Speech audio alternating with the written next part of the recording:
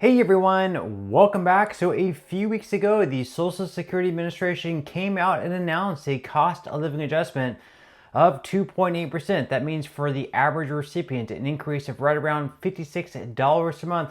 However, if you ask most Social Security beneficiaries, they say this 2.8% COLA is just not enough to keep with the rising costs, the rising inflation, and that's why some lawmakers are pushing for a $1,200 emergency stimulus increase for Social Security beneficiaries. In today's video, we're going to be covering everything that you need to know.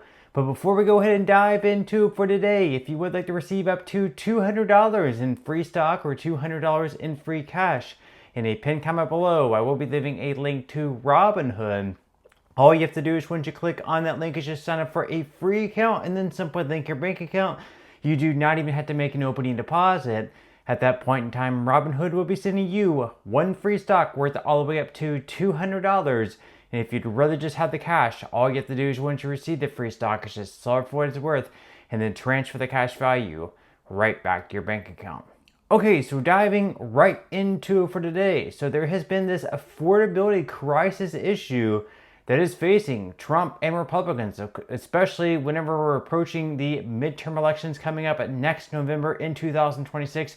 This is the number one thing on voters' minds. It's actually one of the things that got Trump elected. It's one of the things that gave Republicans power in both chambers of Congress and both the House as well as the Senate. Voters believed that the economy was the number one issue, and they also believed that Republicans were more likely to dig themselves out of the affordability crisis, out of the inflation issue that we had over the past couple of years, and Republicans were the best people for the job. But again, Americans are once again facing this affordability issue where prices are once again beginning to rise. That is why Trump and Republicans want to do something about this. So we're going to go ahead and dive into this article here by LAS. They say that economic promises helped Trump get elected. Now he has an affordability problem. So President Donald Trump says he's going to make America affordable again. It's a pledge he made frequently during the campaign, and now, after dropping it from his lexicon for more than 8 months, he's saying it again as polls show voters rank the economy and cost of living as their top concern and blame Trump's policies for making things worse. Now, a senior administration official tells NPR that Trump will soon travel around the country with a message that while some things have improved, there is more work to do to help people feeling economic strain. The official, who is not authorized to speak on the record, added that when it comes to affordability, there is no finish line. Thus far, Trump has spent far more time boasting about how great the economy and stock market are doing than acknowledging any economic anxiety. And yes, while it is true the stock market has reached record highs this year in 2026, at the same time, or this year in 2025, at the same time, many folks aren't especially, feeling the difference. The people who aren't invested in the stock market, for example, they may not be, doing as well, keeping up with the rising prices, and they're not seeing the benefit from the rising stock market and things like that. So they go on here to say that Trump's affordability challenge marks a dramatic reversal of fortune for a president who returned to office on a promise to bring costs down and whose greatest political strength was on the economy. Now, his approval rating on the economy is severely underwater. After sweeping wins by Democrats in last week's elections where the cost of living was a key issue, Trump suddenly had a lot to say about affordability, but he has frequently come across as dismissive and defensive. Now, inflation this year has been persistent but not dramatic at about 3%. Eggs have gotten cheaper since Trump took office, but other staples like ground beef and coffee are up. According to Gas Buddy, the average price of gasoline in the U.S. is $3.09 per gallon, slightly higher than this time last year. Say, quote, consumer confidence is the lowest it's ever been, said Jason Furman, a professor of economics at Harvard. He said people are really negative about inflation. It's a political truth and a pitfall for presidents that people don't want to hear that everything is awesome if they are struggling. That is very true. If we have someone coming out, the president of the United States, coming out and saying the economy is awesome, everything is great, but then you have a person who's struggling to make ends meet. They're going to the grocery store and finding that fewer and fewer items are able to go into their cart for the exact same price as the previous year. Things are not really looking all that great. And you can see up on the screen there. Inflation did come down quite a bit from 2022 all the way until Trump got elected. Trump saw the inflation rate go down from around 3.3% or 3% down to 2.3%.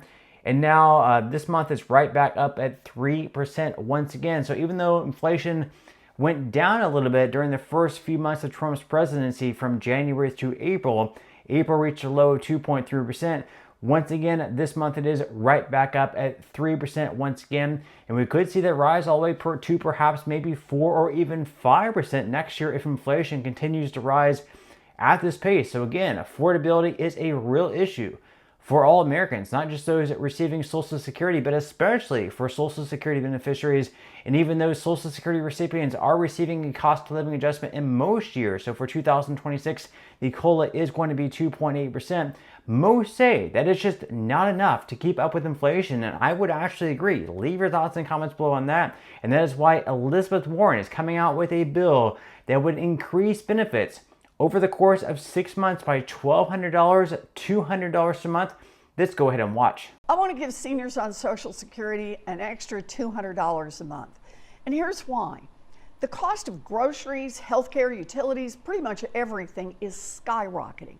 And the Trump administration just announced that the cost of living adjustment for seniors is only $56 a month.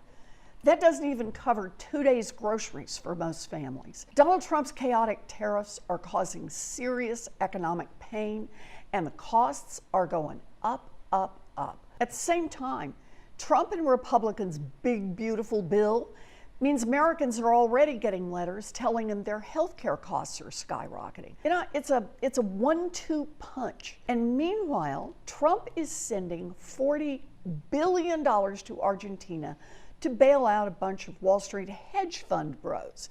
But our seniors, yeah, they're getting $56 a month. That's just flat out wrong and nowhere near enough to offset Trump's inflation. And that is why I just proposed a new emergency bill to give seniors an extra $200 a month in Social Security and veterans benefits for 6 months. That would at least give people some real relief. Look, it's all about priorities. Donald Trump is tanking the economy and handing out giant tax giveaways to billionaires. Democrats are fighting to get relief for seniors and lower costs for Americans. I'm in this fight all the way. So once again, that is Senator Elizabeth Warren saying that this $200 per month increase is a necessity. So you can see up on the screen there, this is the Social Security Emergency Inflation Relief Act. This bill in the Senate right now currently has 11 co-sponsors. So all in all, pretty decent. Although you can see that all co-sponsors of this bill on the left-hand side of your screen happen to be Democrats, which means that no Republicans whatsoever are on board with this bill. Now, of course, for this bill to pass both the House and the Senate, it will need to be bipartisan. It will need to have both Republican support as well as Democratic support. So that could be a real issue if Elizabeth Warren and other Democrats aren't able to get Republicans on board with this bill. Now, at the same time, Republicans are actually pushing for $2,000 stimulus checks from the tariff revenue coming in. So you can see up on the screen from ABC News, Trump is committed to $2,000 tariff dividend payments according to the White House. So Republicans are pushing for $2,000 checks for all Americans. Democrats are pushing for a $1,200 increase over the course of 6 months solely for Social Security beneficiaries, VA, railroad retirement, and I believe maybe a couple of other groups. So we have, Democrats pushing for $1,200, Republicans pushing for $2,000. Why can't we make this a bipartisan issue? Maybe we can just send out the $2,000 stimulus checks to everyone.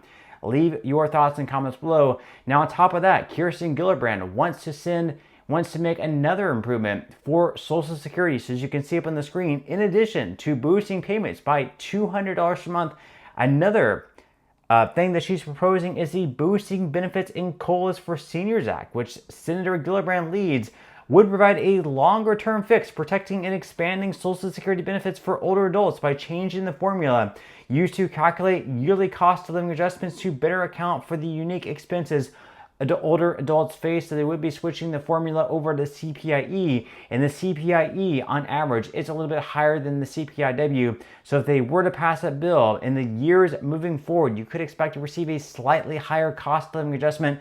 Nothing dramatic by any means, but maybe instead of 2.8%, it would be 3%. And over the years, of course, this would all compound. So over maybe like 10 years, you would see substantially higher benefits than what you would have seen otherwise.